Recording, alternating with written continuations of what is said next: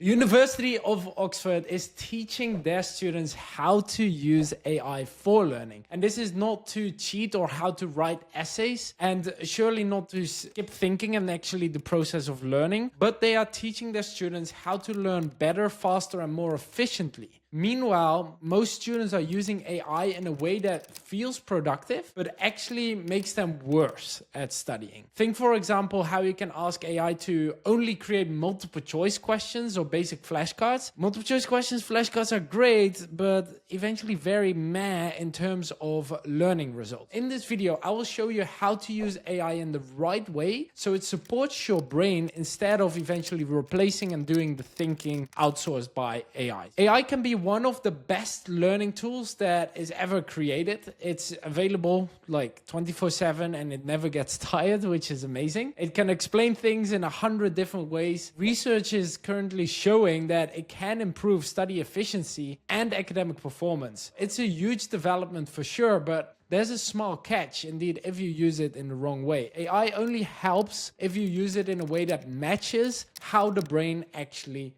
learns. And if you don't do it, eventually quietly destroy your ability to think, remember, and apply knowledge. So be careful when you use AI. Here's the core problem with AI. The main issue is that AI is amazing at doing things for you. It can summarize, it can explain, it can solve, it can do writing. All of that feels good because in that moment it feels like progress. But learning doesn't really happen when something is done for you. Learning happens when you have to do the work yourself. So think about it as going to the gym. I'm not going to hire a personal trainer and ask them to lift the weights for you and then expect yourself to get stronger. Like that doesn't make sense. That is exactly what many students are doing with AI right now. They're outsourcing the struggle while the struggle is actually the point of real learning. Let me explain the importance of struggle in learning. Here's the golden rule for AI and learning. If AI is doing the thinking, you are not learning. And if AI is challenging your thinking, then you are learning. Everything else in this video is going to be building around that. If you let AI do the thinking for you, you're not learning. If the AI makes you think, you are learning. Here's how the brain actually works, just to give you some additional background information. Study after study shows the same thing, that the strongest learning method is through retrieval practice. It's not rereading, it's not highlighting, and it's definitely not by watching explanation videos. You learn by eventually pulling out information out of your brain. In other words, active recall. You learn by making mistakes. You learn by correcting your mistakes. Process this part is going to be uncomfortable. And that's why it works. AI should be used to create effort, not to completely remove it. And I'm going to share with you a couple different methods to help you do that. Method number one is using AI as a Socratic tutor. Instead of saying, explain this topic to me, you want to say, ask me questions that guide my understanding.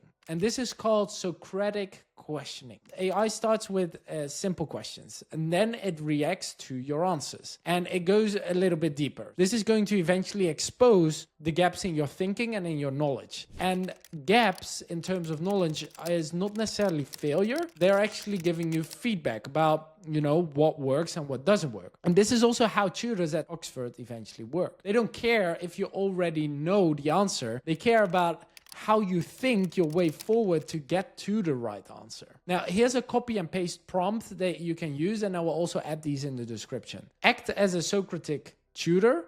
Ask me questions to help me understand. Insert your topic. Do not explain the topic directly. Only ask one question at a time. After each answer, give feedback and then ask a deeper question. Again, copy paste this prompt, use it. This method is really good for initial learning. So you can apply this before your classes or after doing some preparation for your classes, and maybe as a first revision after class. Use this as preparation, priming your brain. Method number two is about multi-level explanations. Another powerful way to use AI is to control the level of explanation. What do we mean by that? You want to ask for a child level explanation first. Super simple. Then you want to move to a high school level explanation. And once you get that, you are moving to an academic level of explanation. And then you do the same. You start explaining it as if you were to explain it to a child, to a high schooler, and to an academic person. Because explaining something in your own words forces, again, to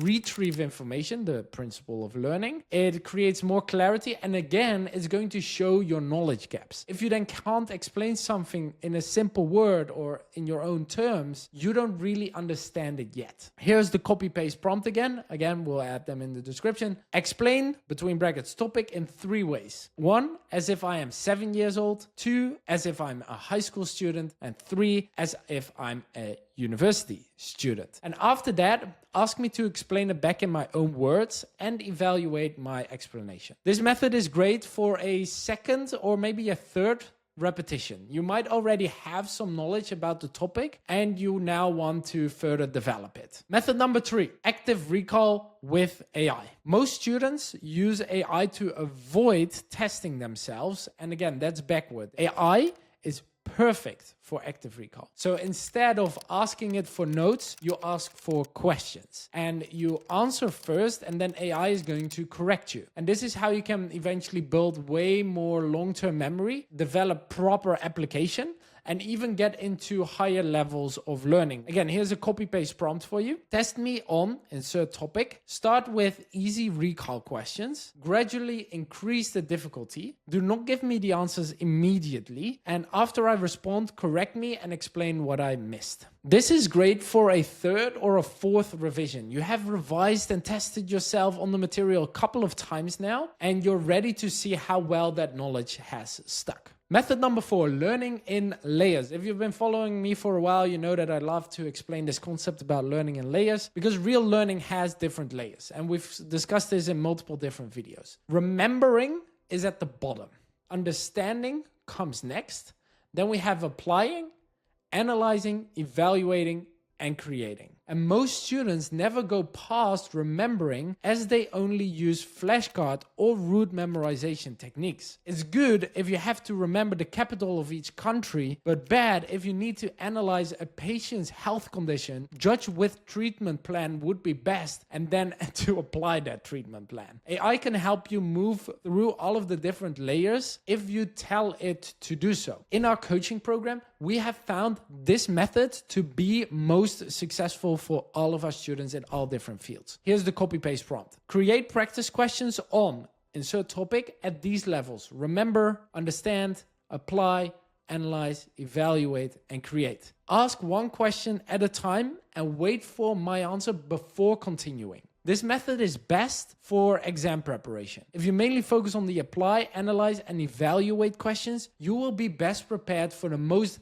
difficult exam questions and feel confident going into your exam. Here's method 5, reading with AI without killing learning. This is super important because if you ask AI to summarize texts for you, again, you skip the hard part and you don't know eventually what you've missed. A better approach would be that you skim your read first. You summarize first. So you look at italic words, bold words, titles, diagrams, images, bullet points, things like that. And then AI compares your summary of your most important points. So therefore, it becomes more like a reflection on your version and not necessarily a shortcut from AI. So you do some thinking first and then let AI, correct you. And again, here's a copy-paste prompt. Here's my summary of this text. You paste your summary, compare it to the original, and tell me what I missed, what I misunderstood, and what I explained well. List the key concepts I must understand before this text makes sense. Do not explain them yet. Here is a final mindset shift that I want you to take away from today's video. AI is not here to make things easy when it comes to learning. It's here to make learning more efficient and effective. If you use it wrong, it makes you even more passive and overconfident. You think that you spend a lot of time learning efficiently and effectively, while in reality, you're literally like wasting a bunch of time. If you use it right, it turns into a super developed personal tutor that challenges you daily and makes learning eventually also fun. AI can help you train your brain properly in this sense. If you really want to succeed, start using AI smart, like the way that we explained it today. I will put the prompts in the description such that you can use them. And please remember, if you struggle with recall, that's a good sign. Train the way that you'll be tested, and it will significantly boost your confidence. That being said, learn more about how to improve your confidence here in the next video.